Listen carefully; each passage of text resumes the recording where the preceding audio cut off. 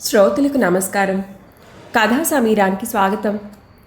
పెంకుటిల్లు 3వ భాగం వినబోతున్నారు. ప్రకాశరావు నెమ్మదిగా కళ్ళు విప్పి చూశాడు. అతడు మెత్తటి పరుపు మీద పడుకుని ఉన్నాడు. చాలా హాయిగా ఉంది. 3 రోజుల నుంచి ఇలానే ఇక్కడే పడుకుని ఉన్నాడు. నిన్న సాయంత్రం నిద్రపోయాక ఇదే లేవటం. ఎంతసేపు పడుకున్నాడో తెలిసేసరికి అతనికే ఆశ్చర్యం వేసింది. కొంచెం నీరసం మినహాయించి ఇప్పుడు అతనికి ఏ బాధ లేదు. బాగా స్వస్థత చెక్కింది. ఒక పక్కకు ఒత్తిగిలి శకుంతల కోసం చూశాడు. శకుంతల కిటికీ దగ్గర నిలబడి బయటికి చూస్తోంది. కిటికీలోంచి వెలుతురు వచ్చి ఆమె ముఖం మీదకు పడుతుండడం వల్ల చాలా స్పష్టంగా ఆమె వదనాన్ని చూడగలుగుతున్నాడు.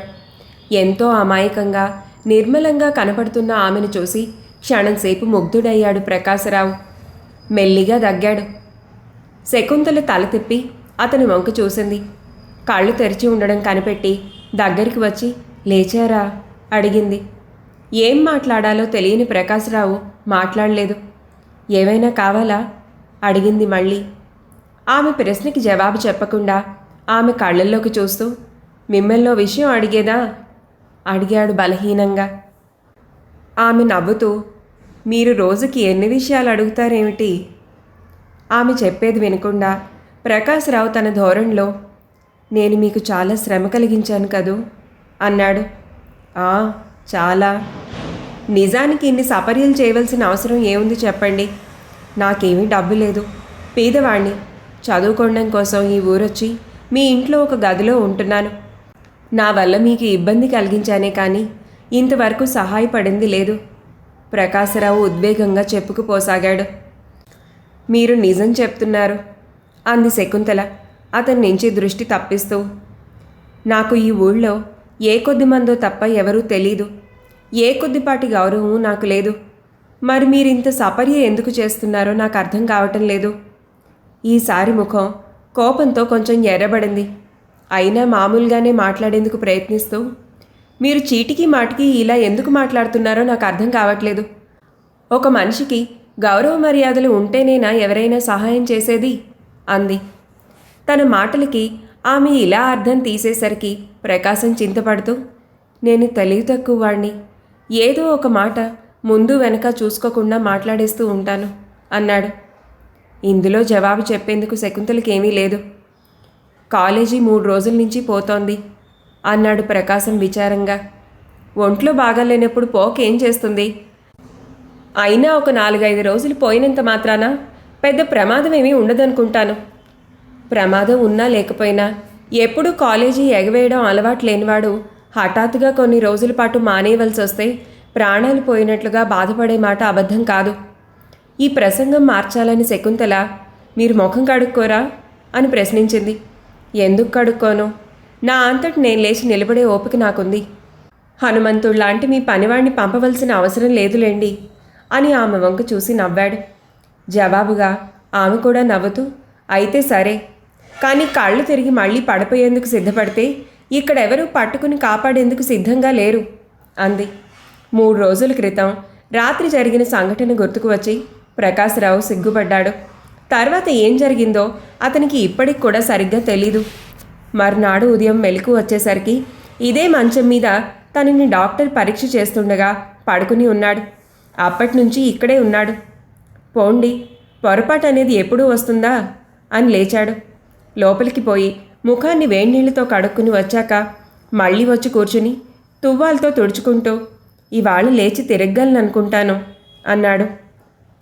శకుంతల అతనికి కాఫీ అందిస్తూ డాక్టర్ గారు చెప్పింది అతిక్రమించాలని ఉంటే లేచి అలాగే తిరగవచ్చు అంది. అంతలో రామారావు గారి లోపలికి వస్తూ ఎలా ఉందండి ఈవేళ అని ప్రశ్నిస్తూ మర్యాద కోసం ప్రకాశం లేవబోతుంటే వద్దని వారించారు. బాగానే ఉందండి. ఇవాళ కూడా బెడ్ రెస్ట్ తీసుకోమన్నారా అమ్మాయి అని తన కూతురు వంక తిరిగి ఆయన అడిగారు. ఏమోనండి, డాక్టర్ గారు ఇంకా రాలేదు. రామారావు గారు రెస్ట్ వాచి చూసుకొని లేచి నిలబడి బాగా విశ్రాంతి తీసుకోండి అని ప్రకాశరావుకి ఓ సలహా ఇచ్చి సరే నాకు ఆఫీస్కి టైం అయిపోయింది అమ్మాయి, వెళ్తున్నాను అని చెప్పి టక్ టక్ మని చప్పుడు చేసుకుంటూ బయటికి వెళ్ళిపోయాడు. మీకు భోజనం హోటల్ నుంచి తెప్పించమంటారా అడిగింది శకుంతల. శకుంతల అట్లా ఎందుకు అడుగుతోందో అతనికి తెలుసు. ఈ ప్రశ్న ఆమె నోటి నుంచి రావడం అతనికి బాధ కలిగించింది. ఇదివరకు ఇదే విషయంలో తమ ఇద్దరి మధ్య ప్రస్తావన రావడం, అది తన హృదయాన్ని గాయపరచడం, అదంతా స్మృతిపథంలో మెరిసింది. కానీ అతని ఈ విషయంలో చేయగలిగిందేమీ లేదు. హోటల్లో కూడా భోజనం చేయలేక లాయర్స్ క్లబ్లో ఏర్పాటు చేసుకుని ఆచార వ్యవహారాలకు లోటు లేకుండా చూసుకుంటున్నాడు. ఆ రోజు అతను భోజనం చేస్తుండగా శకుంతల గది దగ్గరికి వచ్చి యువతల నుంచే మీకేదో ఉత్తరం వచ్చింది అంది. ఇలా ఇవ్వండి. శకుంతల గది లోపలికి రాకుండానే యువతల నుంచే ఒక కార్డు లోపలికి తోసి వెళ్ళబోయింది. పర్వాలేదు, ఎదురుగా రావచ్చు అన్నాడు ప్రకాశం బాధగా. ఆమె ప్రయత్నం మీద నవ్వుతూ ఎట్లా మీరు అన్నం తింటున్నారు అంది. నేను అన్నం తినేటప్పుడు ఎదురుగా రావద్దని మీతో చెప్పానా? ఇలాగే ఉంటే సంభాషణ ఇంకా పొడిగించబడుతుందని. సరేలేండి, తర్వాత మాట్లాడచ్చు అని శకుంతల ఆ ప్రదేశం నుంచి నిష్క్రమించింది. ఓ అరగంట గడిచాక ప్రకాశం తన గదిలో కూర్చుని ఉన్నాడు. ఏదో దీర్ఘంగా ఆలోచిస్తున్నాడు. ఈలోగా శకుంతల నిశ్శబ్దంగా వెనక నుంచి వచ్చి అతని ఆలోచనలను భంగపరుస్తూ ఎవరు రాశారు ఉత్తరం అడిగింది. అన్నయ్య. చప్పున ఆమెకు ఏదో తోచి ఆలోచనగా అతని ముఖంలోకి చూస్తూ ఇక్కడ మీ ఆరోగ్యం విషయం వాళ్లకు తెలీదా అని ప్రశ్నించింది. ప్రకాశం నిశ్చింతగా నవ్వుతూ ఏవని తెలియపరిచేది, వాళ్లను కూడా అనవసరంగా బాధ పెట్టాలనా అన్నాడు. హఠాత్తుగా శకుంతల కళ్ళలో నీళ్లు తిరిగాయి. వాళ్ళింట్లో గదిలో ఉండి చదువుకుంటున్న ఈ బీదవాళ్ల అబ్బాయి విషయం ఆమెకు తెలియంది కాదు. కొన్ని నెలల నుంచి అతని పరిస్థితి గమనిస్తూనే ఉంది. చుట్టుపక్కల పరిస్థితుల్ని గమనిస్తూ ప్రవర్తించడంలో మగవాళ్లంతా అశ్రద్ధగా ఆడవాళ్లుండరు. వీళ్ళేమో ఏమీ తెలియకపోయినా అవన్నీ తెలిసినట్టు నటిస్తారు. మరి వాళ్ళు అన్నీ తెలుసుకొని కూడా ఏమీ తెలియనట్లు కనిపిస్తారు. ఆ మధ్యాహ్నం శంకరం అనే 12 ఏళ్ల కుర్రవాడు ప్రకాశరావు గారిని చూసొద్దామని వచ్చాడు. అతను ఇంకా సమవయస్కులైన 2 కుర్రాళ్ళు ఈయన గారి దగ్గర ప్రైవేట్ నేర్చుకుంటూ ఉంటారు. వీళ్ళు ఉదయం 7 వచ్చి 9 దాకా ఉండి వెళ్ళిపోతారు. తర్వాత భోజనం చేసి ప్రకాశరావు కాలేజీకి వెళ్ళిపోవడం రివాజు. ఎలా ఉంది మాస్టారు అని వాడు పరామర్శ చేశాడు. ఈ ప్రైవేట్ మాస్టర్ అంటే వాడికి చాలా భక్తి గౌరవాలు ఉన్నాయి. కూర్చోబోయ్ అని ప్రకాశం వాడిని కూర్చోబెట్టి మాట్లాడసాగాడు. వాడు కుర్రవాడే అయినా కుర్రాడితో మాట్లాడినట్లుగా వాడితో మాట్లాడడం ప్రకాశానికి అలవాట్లేదు. అంతేగాక ఒకసారి మరీ ఆవేదన కలిగినప్పుడు వాణ్ణి స్నేహితుడిగా భావించి తన మనసులోని భావాలన్నీ వివరించి చెబుతూ ఉండడం అతనికి అలవాటు. కొంచెంసేపు లోకాభిరామాయణం మాట్లాడాక రేపొద్దున నుంచి మళ్ళీ రండి అని చెప్పాడు ప్రకాశరావు. నమస్కారం పెట్టి వెళ్ళిపోయాడు. నమస్కారం మాస్టారు. శిష్యుడు వెళ్ళి 1-2 నిమిషాలన్నా గడవక ముందే ఈ కంఠస్వరం వినబడింది. ప్రకాశరావు ఉలిక్కిపడి చూశాడు. గుమ్మం దిగిరే చేతులు జోడించి శకుంతల చిరునవ్వు ముఖంతో నిలబడి ఉంది. రండి అన్నాడు ప్రకాశరావు. ఆమె వచ్చి ఎదురుగా ఉన్న కుర్చీలో కూర్చొని మాస్టర్ గారికి ఇంత ఓపిక ఎలా ఉందో అర్థం కావడం లేదు. తెల్లారుజామునే లేస్తారు, 9 దాకా ప్రైవేట్లు చెప్తారు, మళ్ళీ కాలేజీ, సాయంత్రం అంతా చెప్పడమో ఇంకా షికారు వెళ్ళడమో ఇవన్నీ చేస్తారు. మీకు అంతే తెలుసు. మీకు తెలియకుండా నేను ఇంకా చాలా శ్రమ పడుతూ ఉంటాను. అయితే అది కూడా చెప్పాల్సిందే. ప్రకాశరావు తల అడ్డంగా తిప్పుతూ ఎందుకు చెప్పాలి, మీ రహస్యాలన్నీ మాకు చెప్తున్నారు గనకనా అన్నాడు. శకుంతలం మ్లానవదనంతో నా దగ్గర రహస్యాలు ఏముంటాయి చెప్పేందుకు అంది. ఆమె ముఖం వంక తాదేక ధ్యానంతో చూస్తున్న ప్రకాశరావు చాలా చిత్రంగా ఉంది. ఆడవాళ్లు క్షణక్షణానికి ఒక రకంగా కనిపిస్తారు. ఎందుచేత? ఇందాక ఉన్న విధంగా మీరిప్పుడు లేరు, ఇంకో క్షణానికి ఇంకో విధంగా కనిపించవచ్చు అనేశాడు చప్పున. శకుంతల ఇతని మాటలకు తెల్లబోయి జవాబు చెప్పలేక ఊరుకుంది. రాత్రి రామారావు గారి ఇంటికి వచ్చేసరికి ప్రకాశరావు రోమన్లా చదువుకుంటూ కూర్చున్నాడు. ఆయనకి ఇంట్లో శకుంతల కనిపించలేదు. ఆమె డాబా మీద వెన్నెల్లో కూర్చుని ఏదో ఆలోచిస్తోంది. డాబా మీద ఉందనుకుంటానండి అన్నాడు చేతిలో పుస్తకాన్ని మోస్తూ. రామారావు మొదట కూతుర్ని పిలుద్దాం అనుకున్నాడు. కానీ మళ్ళీ ఏదో తలచి ఆ ప్రయత్నాన్ని మానుకుని వంట మనిషి వడ్డిస్తే భోజనం చేసి తిరిగి ప్రకాశరావు దగ్గరికి వచ్చి కూర్చున్నాడు. వాళ్ళిద్దరూ కొంతసేపు చాలా విషయాల మీద సంభాషించుకున్నారు. తర్వాత సంభాషణ అటు తిరిగి ఇటు తిరిగి శకుంతల వివాహం మీదకు వెళ్ళింది. రామారావు గారు అన్నారు, ఆవిడ చనిపోయి 8 ఏళ్ళయింది. అప్పటినుంచి నేనే దాన్ని పెంచుకొస్తున్నాను. శకుంతలంటే నా ప్రాణానికి ప్రాణంగా చూసుకుంటున్నాను. మళ్ళీ పెళ్లి కూడా చేసుకోలేదు. ఆవిడ పోతూ పోతూ మరో పెళ్లి చేసుకోమని ప్రాధేయపడి చేతిలో చెయ్యి వేయించుకుంది. ఏం చేయను? అప్పుడు ఒప్పుకోకపోతే ఆమెకు ఆత్మసంతృప్తి కలగదు. ఆ ఒట్టును, వాగ్దానాలను మన కోరికలను తీర్చుకోవడానికి పరికరాలుగా ఉపయోగించుకోవడం కన్నా పరిస్థితులకు అనుగుణంగా ఉండడం కోసం ఉపయోగించుకోవడం మంచిదంటాను. శకుంతల ఇప్పుడు పెద్దదైంది. ఇంటర్ దాకా చదువుకుంది. ఇప్పుడు పెళ్లి చేయాల్సిన సమయం కూడా వచ్చింది. దాని పెళ్లి విషయంలో సంపూర్ణ స్వాతంత్రం ఎప్పుడూ నేను ఇవ్వలేదు. అలా అని ఇవ్వకుండానూ లేను. ఎందుకంటే కొన్ని విషయాలు చాలా తెలివిగా గ్రహించగలుగుతారు. కొన్ని విషయాల్లో 5 ఏళ్ల కుర్రవాడు గ్రహించగలిగిన పాటి కూడా గ్రహించలేకపోతారు. అందుకనే శకుంతల రావడంతో ఆ ప్రసంగం ఆగిపోయింది. ఎప్పుడొచ్చారు నాన్న? శకుంతల డాబా మీద నుంచి దిగి వచ్చిందే తడవుగా అడిగింది. ఆ సమయంలో ఆమె స్వరూపం చూసి విస్మయం కలిగింది ప్రకాశరావుకు. ఆమె విశాల విప్పారిత నేత్రాలు, నునుపైన చెంపలు, నల్లని కురులు ఎంత అందంగా కనిపించాయో అంత నూతనంగా, భావస్ఫోరకంగా కనిపించాయి అతనికి. ఆ కళ్ళల్లో కనిపిస్తున్న నవ్యత్వానికి కారణం పైన కూర్చుని ఆలోచించడమే అనుకున్నాడు. ఒక అరగంట అయింది. భోజనం కూడా చేశాను. రామారావు చెప్పడం ఇంకా పూర్తి కాకముందే, నన్ను పిలవలేదే నాన్నా అంది శకుంతల బాధగా. నీ ఏకాంతానికి భంగం కలగజేయడం ఇష్టం లేక పిలవలేదు. నేనేవి పనులు చేయడం లేదుగా, ఊరికే పైన నించుని ఉన్నాను అంది శకుంతల. మర్నాడు ఉదయం ప్రకాశరావు తన మకాన్ తిరిగి తన గదిలోకి మార్చుకున్నాడు. 3-4 రోజుల నుంచి ఆ గది మొహం ఎవరూ చూసిన పాపాను పోకపోవడం వల్ల గదంతా ధూళి దుమ్ము అంతా చేరి అసహ్యంగా ఉంది. పని మనిషి పొద్దున్నే వచ్చి అంతా శుభ్రం చేసి వెళ్ళింది. 7 అయ్యేసరికల్లా ప్రైవేట్ చెప్పించుకునే కుర్రాళ్ళు 3 వచ్చారు. ఈ 3 ధనవంతుల కొడుకులే. వీళ్లకు ప్రైవేట్ చెప్పడం అనేది లేకపోతే ప్రకాశరావుకు ఈ నికృష్టంతో కూడిన పట్నవాసం కూడా గగనకుసుమం అయి ఉండేది. తెలివిగల కుర్రవాళ్ళు అసలు ఎప్పుడూ ట్యూషన్ చెప్పించుకోరు.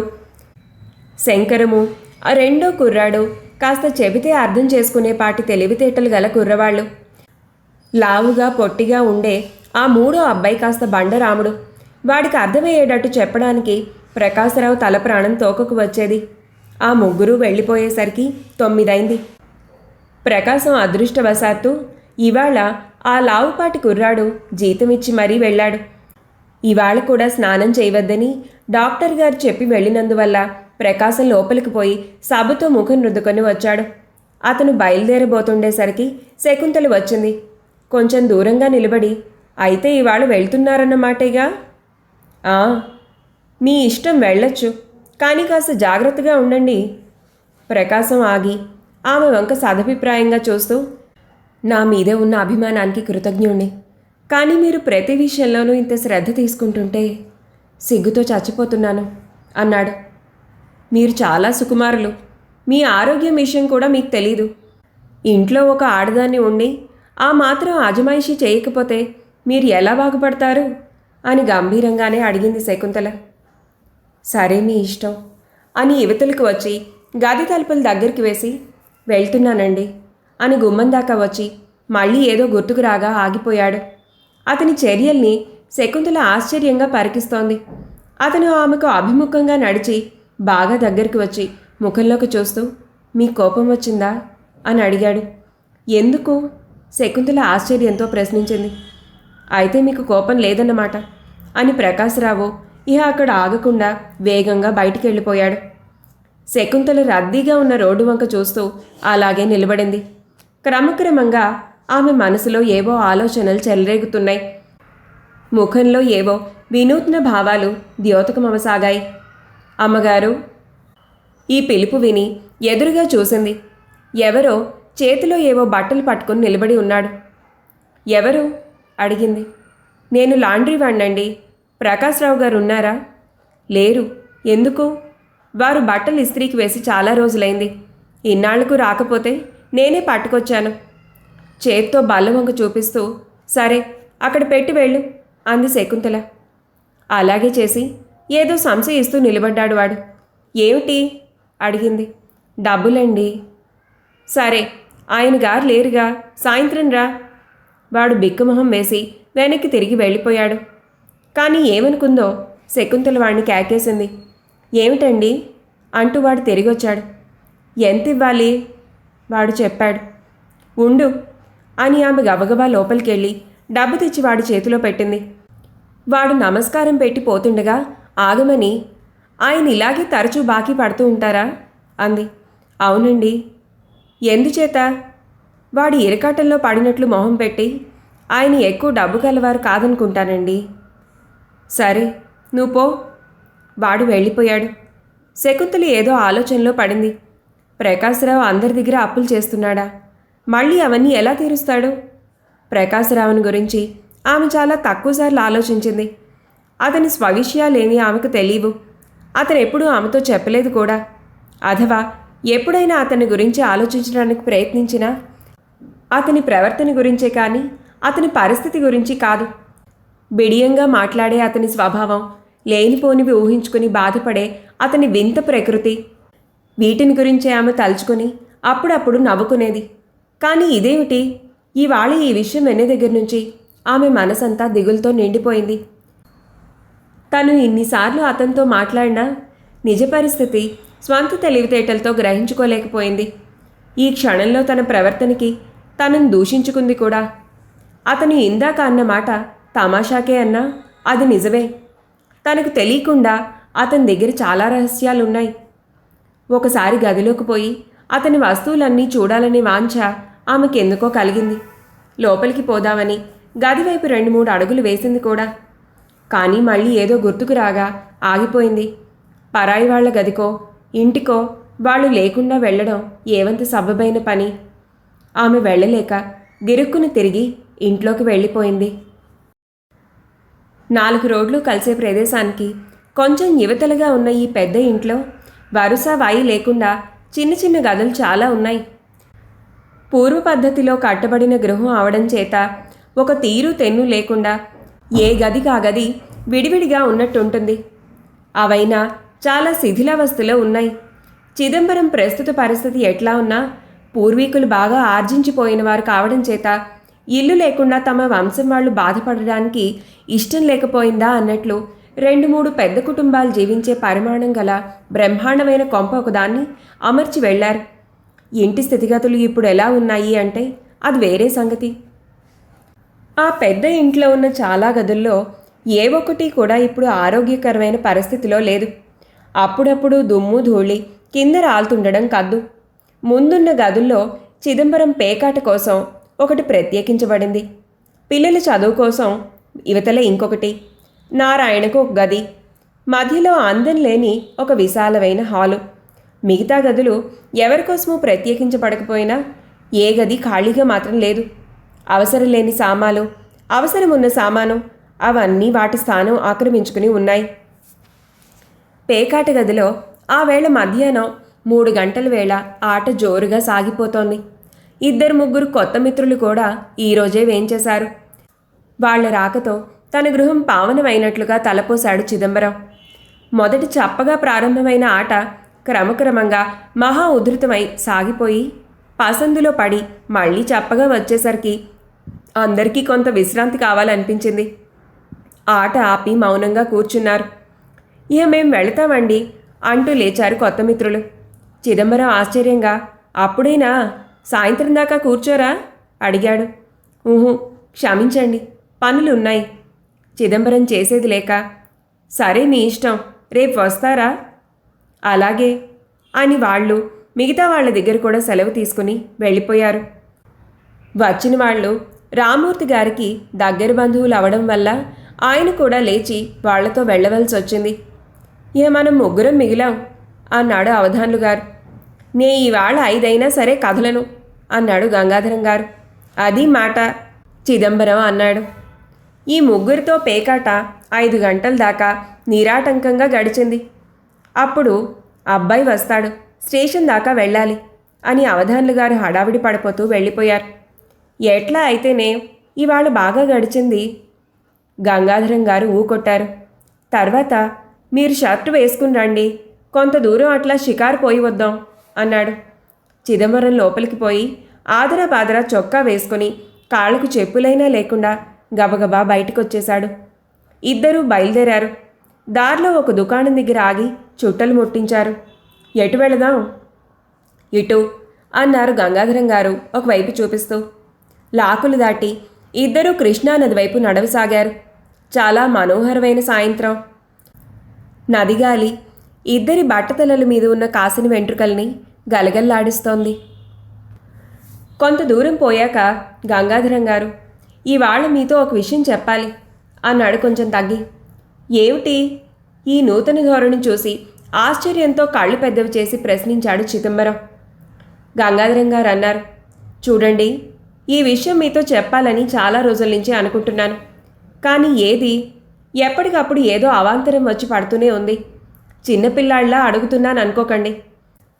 నేనంటే, మా సాంప్రదాయం అంటే మీకున్న అభిప్రాయం ఏమిటి? చిదంబరం కొంచెం ఆలోచించి, ఎంత మాట! మీ విషయం, మీ సాంప్రదాయం, ఒకరిని అడగవలసిన అభిప్రాయం కూడానా అన్నాడు. చూడండి, నాంచి అడిగే అలవాట్లు నాకు లేవు. మీ నారాయణకిచ్చి మా అమ్మాయిని పెళ్లి చేయాలనే అభిప్రాయం నాకెప్పటి నుంచో ఉంది. మీ ఉద్దేశం ఏమిటి? చిదంబరం సంతోషిస్తూ, ఉద్దేశం ఏమిటి? నాకు ఇష్టం అయిష్టం ఈ రెండూ లేవు. అయినా ఇటువంటి విషయాలు మా అమ్మతో మాట్లాడడం మంచిది అన్నాడు. గంగాధరం గారు చనువు తీసుకుని చిదంబరం భుజం మీద చరుస్తూ, చంపారు. నాకన్నా 1-2 ఏళ్ళు పెద్దే కానీ చిన్న అనుకోను. ఈ వయసులో మీ మాట కన్నా మీ తల్లిగారి మాటకి ఎక్కువ విలువిస్తున్నారంటే ఆశ్చర్యంగా ఉంది అన్నాడు. ఈ మాటల్ని ఆయన కొంచెం అసహ్యంతో కూడిన ఒక విధమైన అసూయాభావంతో అంటున్నాడని చిదంబరానికి తెలీదు. నవ్వుతూ, విలువల విషయం అట్లా ఉంచండి, నాకేం తెలీదు, నాకసలు అనుభవం తక్కువ. ఆవిడతోనే మాట్లాడితే ఏం పోయింది అన్నాడు. అలాగైతే అలాగే కానిద్దాం. గంగాధరం గారు దృఢమైన మనిషి. వయసు అయితే పెద్దది కానీ నడకలోనూ నడతలోనూ కూడా యువకులకు ఉండే పటుత్వం ఆయనలో ఉంది. చిదంబరం అట్లా కాక రోగిష్టి మనిషి. ఎక్కువ ఎండలో కానీ ఎక్కువ చలిలో కానీ తిరిగితే ఆయన ఆరోగ్యం వెంటనే చెడుతుంది. అందుకనే ఎక్కువ దూరం పోకముందే వెనక్కిపోదామా, చలిగా ఉంది అన్నాడాయన. గంగాధరం గారు సమాధానం చెప్పకుండానే వెనక్కి తిరిగాడు. ఊళ్ళోకి వచ్చి చీలిపోవలసిన సమయం వచ్చాక ఆయన చిదంబరాన్ని మరోసారి హెచ్చరించి వెళ్ళిపోయాడు. చిదంబరం ఇంటికి వచ్చేసరికి కనుచీకటి పడింది. భోజనాలు అయినాక భార్యతో ఈ విషయం కదపడానికి ఆయన పూనుకున్నాడు. చూడసలు నేనే మాటన్నా ఎవరూ పట్టించుకోరు. ఏది ఏవైనా మీ అందరికన్నా పెద్దవాడినన్న విషయం అసలు ఒప్పుకుంటావా? రాత్రి 9 గంటలకు ఆయన పడుకోబోయే ముందు ధోరణి ఈ విధంగా సాగింది. శారదాంబ కొంత గోడవారగా నిలబడి ఉంది. విశాల నేత్రాలతో భర్త వంక చూస్తూ, చెప్పండి, మీరేం చెప్పినా వింటాను అంది మధుర కంఠంతో. అలా అన్నావు బావుంది. నేను పెద్దవాణ్ణి, నాకు పిల్లజల్లా ఉన్నారు. వాళ్ళ ముచ్చట్లు అవి చూడాలని నాకు ఉంటుందంటావా, ఉండదంటావా? ఎందుకు ఉండదు? తల్లిదండ్రులైన ప్రతివారికి సహజమేగా. చిదంబరం ఇప్పుడు అసలు విషయాన్ని బయటపెడుతూ, మరైతే మన నారాయణకి పెళ్లి చేద్దాం అనుకుంటున్నాను. నీ ఉద్దేశం ఏమిటి? భర్త మాటల్లో నమ్మకం లేకపోయినా ఆ మాటల్ని విని సంతోష పరవశురాలవుతూ శారదాంబ, అవశ్యం అలాగే చెయ్యండి అంది. పిల్లను వెదికే భారం కూడా నా మీదే వేసుకున్నాను. నేను కూడా నారాయణుడు సుఖం కోరినవాణ్ణి. వాడికి ఈడు జోడుగా ఉండే పిల్లని తెచ్చి ముడిపెట్టవలసిన బాధ్యత నా మీదే ఉంది కదా. శారదాంబ మాట్లాడలేదు. చిదంబరం ఆమె ముఖముఖ పరిశీలనగా చూస్తూ, అయితే నువ్వు జానకిని చూసావుగా, ఆమెను గురించి నీ అభిప్రాయం ఏమిటి? ఏ జానకి అని శారదాంబ ఉత్కంఠతో ప్రశ్నించింది. గంగాధరం గారి కూతురు. శారదాంబ ఒక్క క్షణం ఊరుకుని, ఆ పిల్ల బాగానే ఉంటుంది అంది. చిదంబరం సంతోషంగా, చూసావా, నేను గనక సెలెక్ట్ చేశానా ఆ పిల్ల బాగుండకుండా ఉండదు.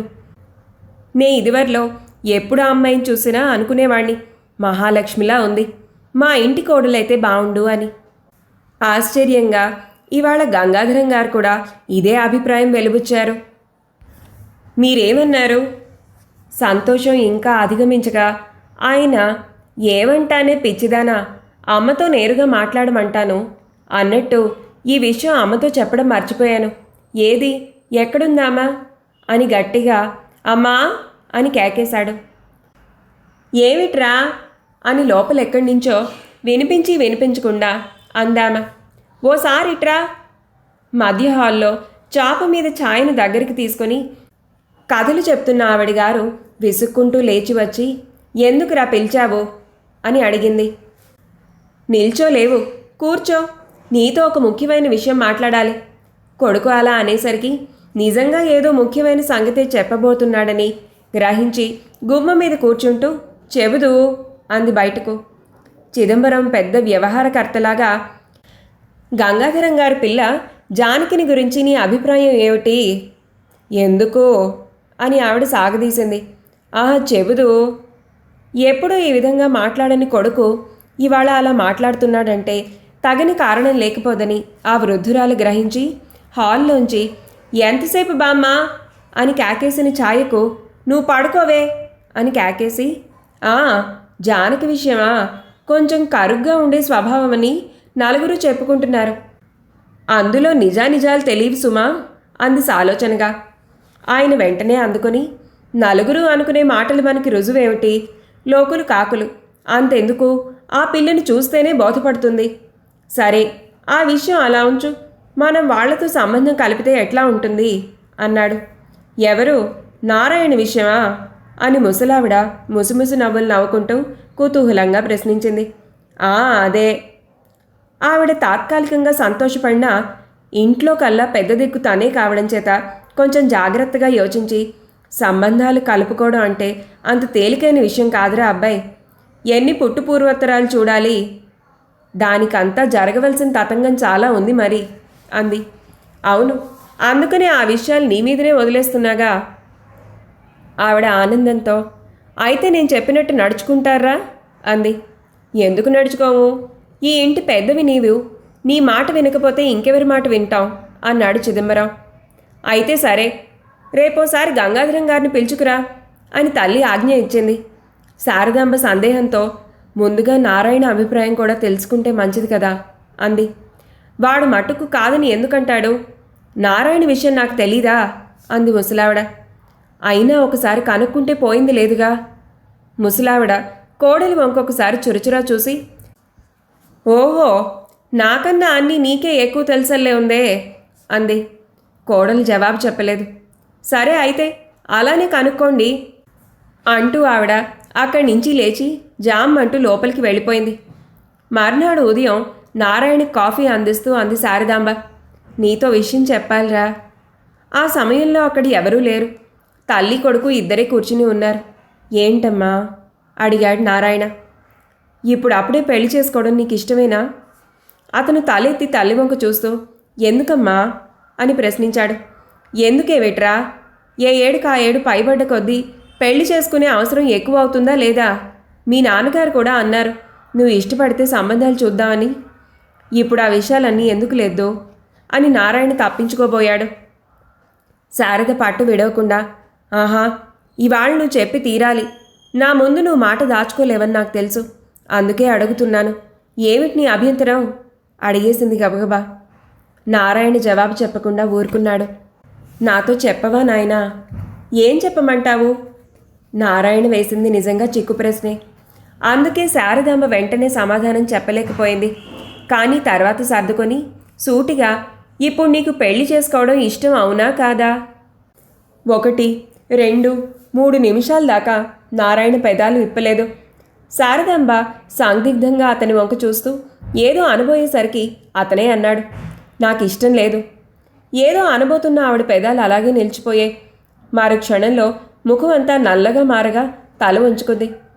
నువ్వు అసలు ఈ ప్రశ్న అడగకుండా ఉండాల్సింది. ఆమె మాట్లాడలేదు. అమ్మా అన్నాడు నారాయణ కష్టంగా. తల్లి పలకలేదు. నారాయణ ఇంకోసారి పిలిచాడు. లాభం లేకపోయింది. సగం తాగిన కాఫీ గ్లాసు అక్కడే వదిలి కలత చెందిన మనసుతో అతను అక్కడి నుంచి లేచి తన గదిలోకి వెళ్ళాడు. ఉదయం లేస్తూనే తల్లి ఈ ప్రసక్తి ఎందుకు తెచ్చిందో అతనికి అర్థం కాలేదు. తగినంత కారణం ఉంటే గాని ఆమె ఏ విషయం తనతో అందు. ఆమె నోటి నుంచి ఈ మాటలు వచ్చాయంటే వెనక కొంత భాగవతం జరిగి ఉండాలి. కిటికీ దగ్గర ఒక ఊచను చేత్తో పట్టుకు నిలబడి మ్లానవదనంతో విషాదంగా బయటికి చూడసాగాడు. కిటికీలో నుంచి బయట ఉన్న వెలుతురు అతని ముఖం మీద కొంత భాగంలో పడుతూ వెలుగు చీకట్లను ఏర్పరుస్తున్నాయి. నారాయణ! ఏదో ఊహాలోకంలో విహరిస్తున్న నారాయణకు ఈ పిలుపు వెంటనే వినబడలేదు. కానీ ఏదో కలలో తనని ఎవరో పిలుస్తున్నట్టు ఊహాలోకంలోనే భావించుకున్నాడు. అదే కంఠస్వరం అదే స్థాయిలో మళ్ళీ వచ్చింది. ఈసారి తెలివి తెచ్చుకుని చటుక్కున వెనక్కి తిరిగి కొంచెం ఉలిక్కిపడి ఏమిటమ్మా అన్నాడు. నారాయణ, నిన్ను కని 25 ఏళ్ళు ఈ చేతులతో పెంచినా నీ హృదయాన్ని సగం కంటే ఎక్కువ అర్థం చేసుకోలేకపోయాను. దీనికి కారణం నా అంతరంగాన్ని నువ్వు సగంలో సగం కూడా అర్థం చేసుకోలేకపోవడమే కావచ్చు. లేకపోతే కాఫీ తాగడం మధ్యలోనే ఆపి వచ్చేయాల్సిన అవసరం నాకు కనబడదు. వణుకుతున్న కంఠంతో అతని కాఫీ గ్లాస్ అతనికి అందించింది. అందుకుంటూ ఉంటే అతని చెయ్యి కంపించింది. అశ్రుపూరితాలై ఉన్న తల్లి నేత్రద్వయంలోకి చూస్తూ అమ్మా అన్నాడు గాద్గతికంగా. శారదాంబ అక్కడి నుంచి కదిలి వెళ్ళిపోతూ నా వల్ల ఎవరి మనసు కష్టపడ్డం నేను సహించలేను. నా కోసం ఒకరు బాధపడ్డం అంతకన్నా నాకు ఇష్టం లేని విషయం. ఎవరికి నా వల్ల ఏ ఇబ్బంది కలగకుండా ఉండేందుకు నా సాయశక్తులా ప్రయత్నిస్తుంటాను. ఇదివరలో నేను ఎలా ప్రవర్తించినా ఇప్పట్లో నా నైజం అదే. నీకు కూడా అదే చెప్తున్నాను నారాయణ. నా కోసం నువ్వేమీ అంటూ ఆ వాక్యం పూర్తి చేయలేక అక్కడి నుంచి త్వరగా 2-3 అడుగులు వేసేసింది. అమ్మా! ఆమె హఠాత్తుగా ఆగిపోయింది. వెనుదిరిగి కొడుకు ముఖంలోకి సూటిగా చూసింది. నీ మాట వినలేదే అని బాధపడ్డం కన్నా ఎందుకు వినలేదో అని కాస్త ఆలోచించావా? 2 క్షణాలు మౌనంగా గడిచాక మళ్ళీ అతనే, ఇంట్లో ఎవరికీ సరిగ్గా ఆలోచించడం చేతకాదన్న సత్యం నేనేనాడో గ్రహించాను. ఒక్క విషయం అడుగుతాను. మనం రోజులు ఎలా నెట్టుకొస్తున్నామో నీకు తెలియని విషయమా? శారదమ్మ మాట్లాడకుండా నించుంది. మనం ఎలా బతుకుతున్నాం? సంఘంలో మనకున్న స్థితి ఏమిటి? ప్రకాశం మద్రాసులో ఎలా చదువుకుంటున్నాడు? రాధ పెళ్ళి ఎలా అవుతుంది? ఇవన్నీ నాకేం అక్కర్లేదా?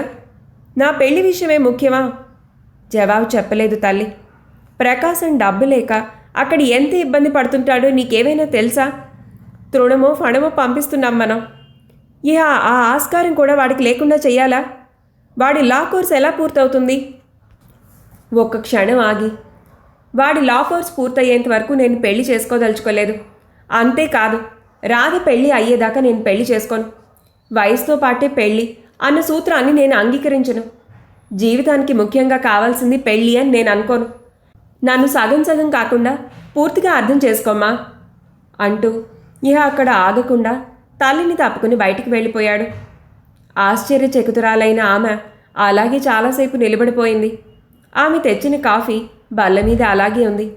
ఒక్క క్షణం దాని వంక సజల నేత్రాలతో చూసి పమిటి చెంగుతో కళ్ళు తుడుచుకొని నాయనా అంది రుద్ధకంఠంతో. ప్రకాశ్రావు కోసం నారాయణ కష్టపడి ఎలాగో 25 రూపాయలు సంపాదించాడు. నారాయణ బ్యాంకులో పనిచేస్తాడు. అతని జీతం బొటాబొటిగా 100 రూపాయలు. 100 రూపాయలు అంత పెద్ద కుటుంబానికి ఏ విధంగా సరిపోతాయి? అతని జీతం రావడానికి ఇంకా కొన్ని రోజులు వ్యవధి ఉంది. ఓ స్నేహితుడి దగ్గర బతిమలాడి అప్పు తీసుకున్నారు.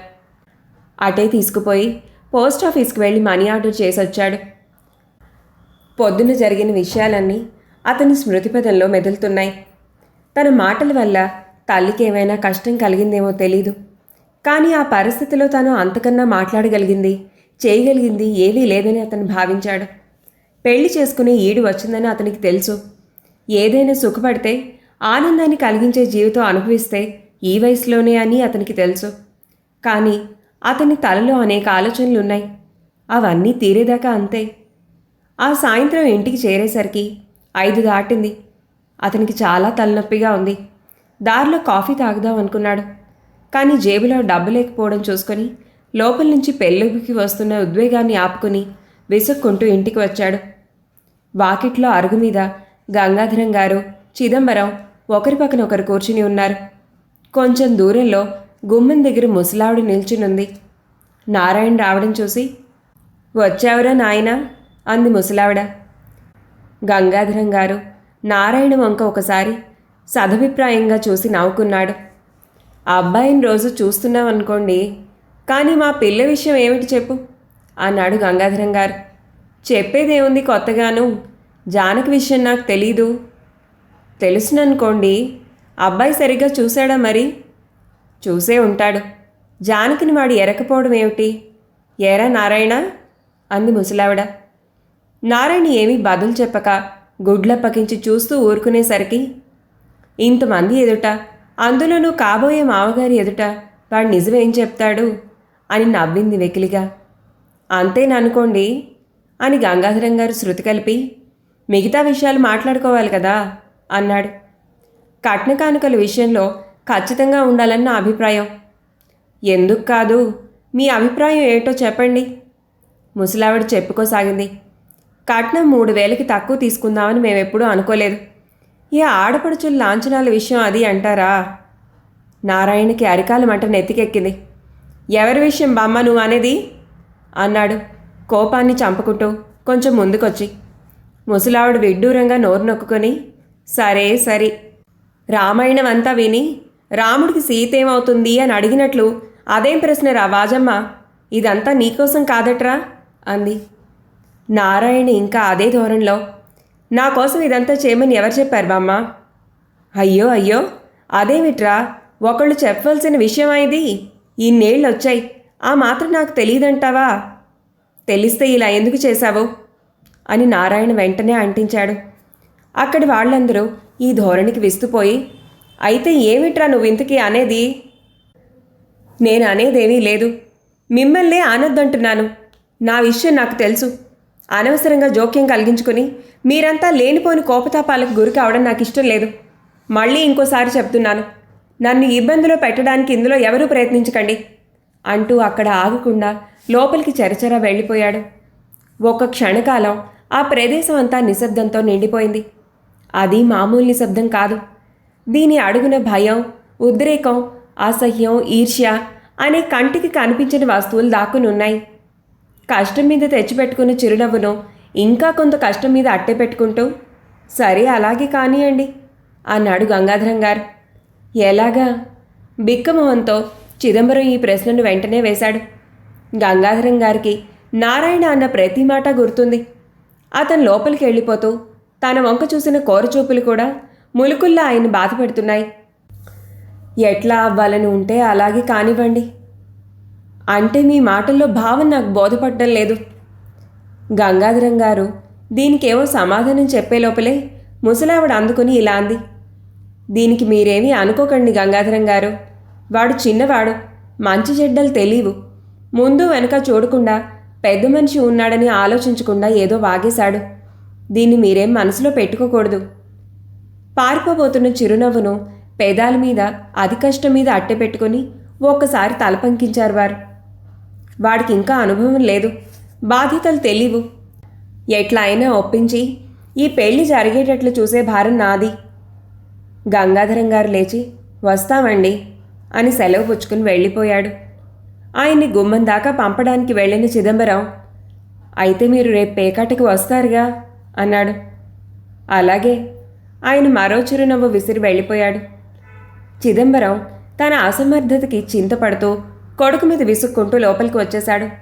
ఇటువంటి సమయాల్లో ప్రతి ఇంట్లో జరిగే విషయమే ఆ రోజు ఆ ఇంట్లో జరిగింది. నారాయణ భోజనం చేయలేదు. అతను చేయకుండా ఉంటే ఇంకా కొంతమందో కొద్దిమందో వస్తే ముసలావిడ వంటిల్లు తొక్కలేదు. ఆవిడ తెలివిగలదే. ఆ రోజుకి పెళ్లి ప్రస్తావన తీసుకురాకుండా ఓ మూలకపోయి గింజుకుంటూ పడుకుంది. చిదంబరం మాత్రం ఆ వాతావరణంలో ఉండడం భయం వేసి భార్య వడ్డించగా తల వంచుకుని అన్నం తినేసి చలిగాలి తగలకుండా దుప్పటి మీదకు కప్పుకుని ఏటో వెళ్ళిపోయాడు. శారదాంబ పిల్లలకి అన్నం పెట్టి ఎవరితోనూ మాట్లాడకుండా పడుకుంది. నారాయణ అంతులేని ఆలోచనలతో బాధపడి ఏ అర్ధరాత్రికో నిద్రపోయాడు. ఒక మనోహరమైన సాయంత్రం రాధ పక్కన కూర్చుని సుభద్రమ్మ గారు చెప్పుకుపోతోంది. మనం చిన్నప్పుడు జరిగిన విషయాలకు ఇప్పుడు జరుగుతున్న విషయాలకు పోల్చుకుంటే ఒకప్పుడు ఇవి జరిగాయా అన్న ఆశ్చర్యం కలుగుతుంది. అవన్నీ ఒక కలల్లా కనిపిస్తాయి. మా ప్రమీల శ్రీపతి ఒకనాటికి ఇలా చిలక గోరింకల్లా ఉంటారని ఉండగలుగుతారని నేను అనుకున్నానా? పెళ్ళైన కొత్తల్లో ఏమి హడావిడి చేసేవాడు? రాధ ఆవిడ్ని ఆపి కుతూహలంగా, ఆ హడావిడేమిటి పిన్నిగారు అని అడిగింది. ఏముంది, పెళ్ళైన మరునాటి నుంచి ఇక్కడికి తయారయ్యేవాడు. భార్య మీద అతనికి అంత వెర్రి ఉండేది. అది వెర్రి అను మమకారం అను నీకు తెలుసుగా. మరింక చదువేం సాగుతుంది? వరుసగా దండయాత్రలు సాగించాడు అని పకపకమని నవ్వసాగింది. సరే, ఇక్కడికి వచ్చేవాడా? ఒక్క ఆలనా పాలనా చేతయ్యేది కాదు. ఎంతసేపు దాంతో మాట్లాడాలని, దాని సరసన ఉండాలని తాపత్రయం తప్ప సున్నితంగా ఎలా ప్రవర్తించాలో అతనికి తెలిసేది కాదు. ఏదేని విషయం తెలుసుగా, చచ్చే సిగ్గు. ఒక్కొక్కసారి అతనితో మాట్లాడడానికి దీన్ని పంపాలంటే నా తల ప్రాణం తోక్కొచ్చేది. నానా అవస్థ పడేదాన్ని. ఇహ చూసుకో, అది అలసి సొలసి స్కూల్ నుంచి వచ్చేసరికి ధామ్ ధూమ్ అని గోల చేసేసేవాడు. మీ అమ్మాయి నాతో మాట్లాడడం లేదనేవాడు. సినిమాకు రమ్మంటే రాదు అని ఫిర్యాదు చేసేవాడు. ఎవరో స్నేహితులు వస్తే వాళ్లతో మాట్లాడుతూ నా మాటే మర్చిపోయిందని ముఖం ముడుచుకునేవాడు. పిలవకపోయినా పెట్టకపోయినా చీటికి మాటికి ఇక్కడికి వచ్చి కూర్చుండేవాడు. వచ్చినప్పుడు సరదాల మాట అటుంచి జగడాలు. నేను ఈ ఇంట్లో ఒక్క క్షణం ఉండను అని వెళ్ళిపోయేవాడు. అక్కడ మాత్రం అతని మనసు నిలకడగా ఉండేదా ఏమన్నానా? మూడో నాటికల్లా మళ్ళీ తయారు. నేను ఎప్పుడన్నా కొంచెం మందలించిపోయేసరికి నేనేదో చెడ్డవాణ్ణి అనుకుంటున్నారేమో, మా వాళ్ళని అడగండి, నా మంచితనం చెప్తారు అనేవాడు. ఈ గొడవలతో నా ప్రాణం విసిగిపోయిందంటే నమ్మురాధా. వీళ్ళు ఎప్పటికైనా దెబ్బలాట్లు లేకుండా సరిగ్గా ఉండగలుగుతారా అని కుమిలిపోయేదాన్ని అని కొంచెం ఆగి, అదే విచిత్రం, ఇప్పుడు చూస్తుంటే ఎంత చక్కగా ఉండగలుగుతున్నారో. అందుకే కాలం ఎన్ని మార్పులైనా తెచ్చిపెడుతుందనుకుంటాను నేను అంది. ఇవాళ రాధ ప్రేమీల కోసం వచ్చేసరికి ఆమె ఇంట్లో లేదు. ఎక్కడికి వెళ్ళిందండి అని అడిగింది రాధ. అల్లుడితో కలిసి బజారుకి వెళ్ళింది. వస్తుంది, కూర్చోమ్మా అంది సుభద్రమ్మ గారు అని పురాణం మొదలుపెట్టింది. రాధ అంతా శ్రద్ధగా కుతూహలంగా విని, కానీ నాకు ప్రమీల ఈ విషయాలేమీ తెలియనిచ్చేది కాదు అంది. సుభద్రమ్మ గారు నోరు కళ్ళు తిప్పుకుంటూ, అదేనమ్మా, అదే దానిలో బ్రహ్మాండమైన సుగుణం. సంతోషమైనా దుఃఖమైనా తనలో తనే ఇముడ్చుకుంటుంది కానీ తెలివి మాలిన దానిలో బయటికి చెప్పుకోదు అంది గర్వంగా. ఇంతలో ఏదో గుర్తుకొచ్చి మళ్ళీ ఆవిడే అంది, నాకెవరూ లేరు ప్రమీలు తప్ప. ప్రమీలకు నేను తప్ప పుట్టింటి తరఫున ఎవరూ లేరు. నన్ను విడిచి అది ఉంటుందా, ఉండగలదా అన్న విషయం అలా ఉంచి దాన్ని విడిచి నేనుండలేను. నాకు ఉన్నది కాస్త దానికి చెందుతుంది. అందుకని అల్లుడిని ఇక్కడే ఉండిపోమని చెబుదాం అనుకుంటున్నాను. నీ అభిప్రాయం ఏమిటమ్మా? రాధ సిగ్గుతో, నా అభిప్రాయానికి ఇందులో ఏముంది, మీకెలా తోస్తే అలా చేయండి అంది. అతను కూడా నా మాట వినకపోడు. ఇద్దరూ చిలక గోరింకల్లా ఉంటే చూసి సంతోషిస్తాను. రాధ ఆవిడ చెప్పే మాటల్ని వింటూ అక్కడే కూర్చుని ఉంది. ఆమె ఏది మాట్లాడినా తన గుండెల్లో గుచ్చుకుంటున్నట్లుగా ఉంది. అది వరకెప్పుడూ అనుభవించిన బాధ ఒకటి ఈ మధ్య ఇటువంటి మాటలు వింటున్నప్పుడు చెలరేగి తనని నానాహింస పెడుతోంది. ఇది ఎందుకు వస్తోంది, ఎట్లా విముక్తవుతుంది? సుభద్రమ్మ గారు మాటల కన్నా చేతలు చేసే మనిషిని తనకి తెలుసు. ఆవిడ మనసులో ఏదైనా చేయడానికి సంకల్పించిందో ఖచ్చితంగా చేసి తీరుతుంది. ఆవిడ అన్నట్లే ప్రమీల నివాసం అత్తగారింట్లో కాకుండా ఇక్కడే స్థిరపడిపోవచ్చు. దానివల్ల తనకు ఒరిగిందేమిటి? స్నేహితురాల్ని చూడకుండా ఉండే అవస్థ తప్పుతుంది. చాలా రోజుల నుంచి ప్రమీల ఈ ఊళ్ళోనే గడిపింది. తను ఉంది. ప్రమీల ఈ ముందు కూడా ఉంటుంది. కానీ ప్రమీల పెళ్లి చేసుకుని ఇక్కడ జీవిస్తోంది. మరి తను? వాకిట్లో బండి ఆగిన చప్పుడైంది. ఊహల నుంచి బయటపడిన రాధ తల ఎత్తి చూసింది. ముందు ప్రమీల, తర్వాత శ్రీపతి బండి దిగుతున్నారు. ప్రమీల్ చేతిలో ఏవో కాగిత పొట్లాలున్నాయి. ఆమె లోపలికి వస్తూ స్నేహితురాల్ని పరికించి సంతోషంతో ఎంతసేపు అయిందే వచ్చి అని పలకరించింది. రాధ జవాబు చెప్పి శ్రీపతి లోపలికి వస్తుండడం చూసి గదిలోకి వెళ్ళిపోయింది. ప్రమీల కూడా ఒకసారి భర్త దగ్గరికి వెళ్ళి ఏదో విషయం చెప్పొచ్చాక ఇద్దరూ కబుర్లలో పడ్డారు. ఇంతలో సుభద్రమ్మ గారు చెప్పిన ఒక సంగతి గుర్తురాగా హఠాత్తుగా, నాతో కబుర్లు చెప్తూ కూర్చుంటే ఎవరికైనా కష్టంగా ఉంటుందేమో అనేసింది. ప్రమీల స్నేహితురాలు వంక చూసి, అదేమిటే నువ్వు కొత్తగా మాట్లాడుతున్నావే అంది ఆశ్చర్యంగా. రాధ ఆ విషయాన్ని గురించి అంతకన్నా వివరంగా చెప్పనూ లేదు, ప్రమీల శ్రద్ధగా అడగనూ లేదు. ఇందాక లోపలికి వెళ్ళిన సుభద్రమ్మ గారు గదిలోకి వస్తూ, అయితే నువ్వు బండివాడికి డబ్బులు ఇవ్వలేదా ఏమిటి, ఇంకా నిల్చుని ఉన్నాడు అంది. అది కాదమ్మా అని ప్రమీల కొంచెం సిగ్గుపడుతూ మెల్లిమెల్లిగా మేమివాళ సినిమాకి వెళ్దాం అనుకుంటున్నాం అని చెప్పింది. అయితే టైం అయిందిగా, బయలుదేరవే. ఇవాళ మాతో రాధ కూడా వస్తుంది. రాధ నిర్విణ్ణురాలై, అదేమిటి ప్రమీల, మరీ అంత అర్థం లేకుండా మాట్లాడుతున్నావు అంది కొంచెం కోపంగా. అర్థంతోనే మాట్లాడుతున్నాను. బానే ఉన్నాయిలే నీ వేళకోళాలు. అసలు ప్రమీల ఇందాక గదిలోకి పోయినప్పుడే భర్తతో అంది, సినిమాకి ఎవరెవరు వెళ్దామని. భార్య ఇలా ఎందుకంటోందో గ్రహించుకుని, నీ ఇష్టం అన్నాడు భర్త. ప్రమీల జంకుతూ, రాధ ఇప్పుడు నా కోసం వచ్చింది, దాన్ని విడిచి వెళ్ళిపోతే బాగుండదు అంది. ఈ విషయం చెప్పడానికి ఇంత సంకోచం దేనికి, అలాగే తీసుకురా అన్నాడు శ్రీపతి. భర్త అంగీకరించాకే రాధను కూడా ఇప్పుడు పిలవడానికి సాహసించింది ప్రమీల. కానీ ఆమె అంగీకరించేటట్టు కనపడలేదు. ఈ నిరాకరణకి సిగ్గు ఒకటే కారణం కాదు, భార్యాభర్తల మధ్య తను వెళ్ళడం ఏమిటి? శ్రీపతితో ఆమె ఇంతవరకు మాట్లాడలేదు. అతన్ని చూస్తే అదో రకం భయం. అటువంటప్పుడు అతనితో వెళ్ళడం ఎలా? వీటన్నిటినీ మించిన కారణం ఇంకొకటి ఉంది. తన ఇంట్లో చెప్పి రాలేదు, చెప్పకుండా ఎలా వెళ్తుంది? నేను రాను అంది.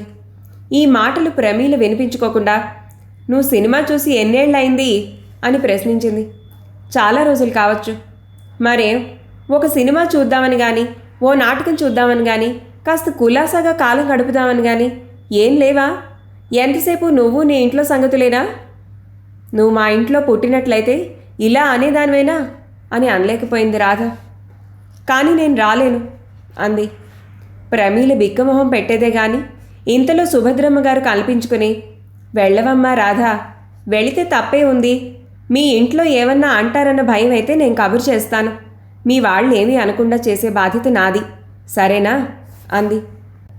మనసులో ఒక పని చేయడానికి ఇష్టం లేకపోయినా కొన్ని సందర్భాల్లో పరిస్థితుల ప్రభావం వల్ల ఆ పని చేయడానికి పూనుకోవాల్సి వస్తుంది. రాధ విషయము అలాగే ఉంది. ఎంత కాదనుకున్నా, ఎంత కూడదనుకున్నా ఆమె ప్రమీల కోరికకు ఎదురు చెప్పలేకపోయింది. ఇంతకీ ఆ భార్యాభర్తలతో సినిమాకి పోక తప్పలేదు. ప్రమీల పక్కన సినిమాలో కూర్చుంది. ప్రతి క్షణము తను వాళ్ళిద్దరి మధ్య ఏవైనా అభ్యంతరంగా ఉందేమోనని భయపడుతూనే ఉంది. శ్రీపతి ఇంత మాటకారి అని ఆమెకి ఈ క్షణం వరకు తెలీదు. అతను అంత తీరిగ్గా మాట్లాడుతుంటే వినే సమయం కూడా ఇంతవరకు ఆసన్నం కాలేదు. అయితే వాళ్ల సంభాషణ మధ్య తానేం జోక్యం కలిగించుకోకుండా వింటూ కూర్చుంది. ఇంట్లో చెప్పకుండా వచ్చినందుకు బాధపడుతూనే ఉంది. వాళ్ళు వేరే విధంగా ఏవైనా అనుకుంటారేమోనని ఆమెకు భయం కూడా వేసింది. కానీ సినిమా ప్రారంభం అయ్యాక కథలో లీనమైపోయి ఆ కొంచెం సేపైనా అవన్నీ మర్చిపోవాలని ప్రయత్నించింది. మధ్యలో ఆమెకు ఇందాక ప్రమీల అన్న మాట గుర్తుకొచ్చింది. అవును, ఇటువంటివన్నీ మానేసి చాలా కాలం అయింది. ఇటువంటి వినోదాల వల్ల మనోవికాసం కలిగించుకోవాలన్న ఉబలాటం కూడా ఆమెలో ఎప్పుడో అంతరించిపోయింది. కానీ ప్రమీల అలా ఎందుకంది? తమ కుటుంబ విషయాలు ఆమెకు తెలియవా? ఆడవాళ్లు మాట్లాడకుండా ఎక్కువసేపు ఉండగలుగుతారన్న సత్యాన్ని నేను ఇంతవరకు నమ్మలేకపోయేవాణ్ణి, కానీ ఇప్పుడు ప్రత్యక్షంగా చూడగలుగుతున్నాను. ఈ మాటలు రాధని ఉద్దేశించి ఆమె వినకూడదనే ఉద్దేశంతోనే మెల్లగా అన్నాడు శ్రీపతి ప్రమీలతో. కానీ రాధకి మాటలు ఎలాగో వినిపించాయి. ఆమెకు నవ్వు వచ్చింది. ఈ మనిషి ఇప్పుడింత తెలివిగా మాట్లాడగలుగుతున్నాడు. కానీ సుభద్రమ్మ గారు చెప్పిన ప్రకారం ఒకప్పుడు ఈయనేనా అంత మొరటుగా ప్రవర్తించింది? సినిమా అయిపోయాక జట్కా ఎక్కి ప్రమీల ఇంటి దగ్గర ముగ్గురు బండి దిగారు. ఒంటరిగా వెళ్ళగలరేమో అడుగు అన్నాడు శ్రీపతి. రాధకి మాట వినిపించి, వెళ్ళగలను అంది ప్రమీలతో. శ్రీపతి బండివాడికి డబ్బులు ఇచ్చేసి లోపలికి వెళ్ళిపోయాడు. ప్రమీల స్నేహితురాలి చేతిని తన చేతిలోకి తీసుకొని చీకట్లో ముఖాన్ని చూడ్డానికి ప్రయత్నిస్తూ, కోపం వచ్చిందా అని అడిగింది. ఎందుకు? నిన్ను బలవంతంగా తీసుకువెళ్ళానని. రాధ నవ్వడానికి ప్రయత్నిస్తూ, లేదులే అంది. కానీ నువ్వేమీ చూడలేదనుకుంటాను. అక్కడ కూర్చున్నంతసేపు ముళ్ల మీద కూర్చున్నట్టు బాధపడ్డావు కదూ. అలా అని నీ అంతరాత్మ చెప్పిందా? ఈ వ్యంగ్యానికి ప్రమీల సమాధానం చెప్పలేక చిన్నగా నవ్వింది. చాలా రాత్రైంది, వెళ్ళొస్తాను అని రాధ చెప్పి బయలుదేరింది. ఆమె నేల మీద వేసే ప్రతి అడుగు చుట్టూ మంటలున్నప్పుడు తప్పించుకునే వీల్లేని మనిషి అనుకోకుండా తడబడి చివరికి మంటల్లోనే వేసినట్లుగా ఉంది. వీధులన్నీ చాలా వరకు నిర్మానుష్యంగా ఉన్నాయి. చీకటి రాత్రుల్లో ఒంటరిగా నడవడం రాధకు అలవాట్లేదు. కొంచెం భయం వేసింది, కానీ తప్పేదేముంది, అలాగే నడవసాగింది. కానీ వదినా అని తమాషాగా పిలిచే కృష్ణుడి ఇంటి ముందుకు వచ్చేసరికి ఆమె అనుకోకుండా ఆగిపోయింది. ఆ ఇంట్లోంచి రోడ్డు వైపు ఉన్న ఒక గదిలో నుంచి శ్రవణానందంగా వినిపిస్తున్న ఒక వాద్య సంగీతం ఆమెను ముగ్ధురాలిని చేసింది. స్తబ్దురాలై 1-2 నిమిషాలు అలాగే నిలబడిపోయింది. ఆ గదిలో లైటు వెలుగుతోంది. కిటికీ తలుపులు తెరుచుకునే ఉన్నాయి. ఆ కిటికీలోంచి చూస్తే లోపల ఏం జరుగుతోందో స్పష్టంగా కనిపిస్తోంది. రాధ అటువైపు చూసింది. ఆనందరావు ఇటు తిరిగి కూర్చుని తాను అందులో లీనమైపోయినట్లు బహు సున్నితంగా ఆ జంత్రాన్ని మోగింపచేస్తున్నాడు. అది బుల్బుల్ అని రాధకు తెలుసు. కానీ ఇంత మధురంగా, హాయిగా, తీయగా శబ్ద తరంగాల్ని పుట్టించే శక్తి అతని చేతుల్లో ఉందని ఆమెకి ఇంతవరకు తెలీదు. అలాగే కొంచెంసేపు వింటూ నించుంది. అది నలుగురు నడిచే దారి అని, ఒకవేళ ఆనందరావు వెనుదిరిగి తనని పసిగడితే తను చాలా నగుబాటు పాలు కావాల్సి వస్తుందని ఆమె ఆ సమయంలో మర్చిపోయింది. రసాస్వాదన అనేది వ్యక్తుల పట్ల మనకున్న అభిప్రాయాన్ని బట్టే గాని కేవలం ఆయా కళల్లో ఆయా వ్యక్తులకు ఉన్న చాతుర్యం వల్లనే కాదని రాధతో ఇదివరకు 2-3 అని ఉన్నారు. కానీ ఆ విషయం అబద్ధమని రాధ ఇప్పుడు తెలుసుకుంది. అతని వాద్య సంగీతాన్ని విని ఆనందించడంలో ఆమెకు అతడి పట్ల ఉన్న చిరాకు ఏమాత్రం అడ్డుకోలేకపోయింది. అకస్మాత్తుగా ఉలిక్కి పడింది. రోడ్డు మీద ఎవరో తనకి కొంచెం దూరంలో నిల్చుని తన వంక చూస్తున్నారు. తన చర్యకు సిగ్గుపడింది, భయపడింది. గబగబా అక్కడి నుంచి కదిలి నడవసాగింది. ఏమనుకున్నాడో ఏమిటో ఆ వ్యక్తి కూడా ఆమెను వెంటాడాడు. రాధ హడలిపోయింది. ఆమె గుండె వేగంగా కొట్టుకోసాగింది. అప్పటికప్పుడే ఒళ్ళంతా చెమటలు పట్టాయి. తడబడుతూ నడక వేగం ఇంకా హెచ్చించింది. వెనక వస్తున్న మనిషి కూడా నడక వేగం ఎక్కువ చేసినట్లు అడుగుల చప్పుడు వల్ల తెలుస్తూనే ఉంది.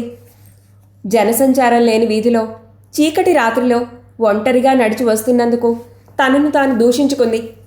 తర్వాత ఎలా వచ్చి ఇంట్లో పడిందో తనకు తెలీదు. గేటులోంచి విసురుగా లోపలికి పోయి ఒక్కసారి వెనక్కి తిరిగి చూసింది. అతను అక్కడ నిలబడి ఈలు వేస్తూ చేత్తో ఏదో సైగ చేస్తున్నాడు. ఆమె ఎంతో అసహ్యించుకుని గబగబా అక్కడి నుంచి లోపలికి వెళ్ళిపోయింది. నారాయణ ఏదో రాసుకుంటున్నట్టున్నాడు. అతని గదిలో లైటు వెలుగుతోంది. రాధగుండ ఇంకా వేగంగా కొట్టుకుంటూనే ఉంది. అంతా నిద్రపోతున్నారు.